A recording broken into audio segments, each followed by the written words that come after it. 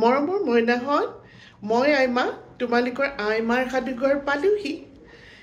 এইকেইদিন আমি জুবিনৰ দুখত ম্ৰিয়মান হৈ যেন সময়খিনি ধৰি ৰাখিবলৈ চেষ্টা কৰিছোঁ। ৰৈ যা সময় বুলি কৈছোঁ, কিন্তু সময় কাৰো বাবেই নৰয়।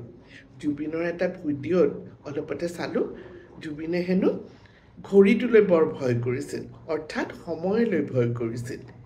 কাৰণ সময় পাৰ হৈ যোৱা মানে কামৰ অগ্ৰগতি আৰু তীব্ৰতৰ কৰাৰ কথা তেওঁ কৈছে যে আমি খৰধৰকৈ আমাৰ ভাল ভাল কামবিলাক কৰি যাব লাগিব, বহুত কাম আছে কৰিবলৈ, এনেকৈ আমি ভাবি থাকিব লাগিব।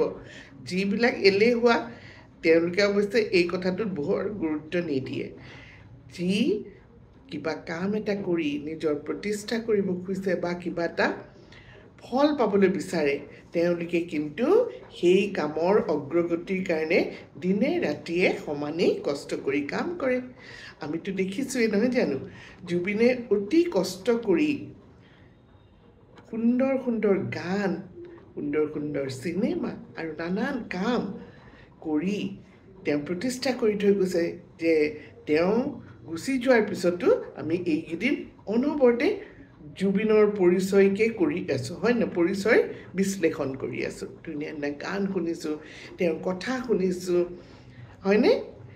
সেইদৰে মইনাহঁত, আমাৰ যাৰ যাৰ যি কৰ্তব্য আছে, কাম আছে, আমি সেইবিলাক কৰি গ'লেহে আমাৰ এটা সুন্দৰ পৰিচয় আমি যোৱাৰ পিছত সকলোৰে মাজত আমি এৰি থৈ যাব পাৰিম।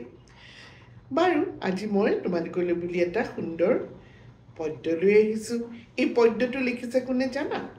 শ্ৰী দীপঙ্কৰ ডেকা ডাঙৰীয়াই তেখেতৰ পদ্যৰ মৌকুহ নামৰ এই কবিতাৰ পুথিখনত। এই পুথিখনৰ পৰা মই আগতেও পঢ়িছোঁ তোমালোকৰ বাবে কবিতা।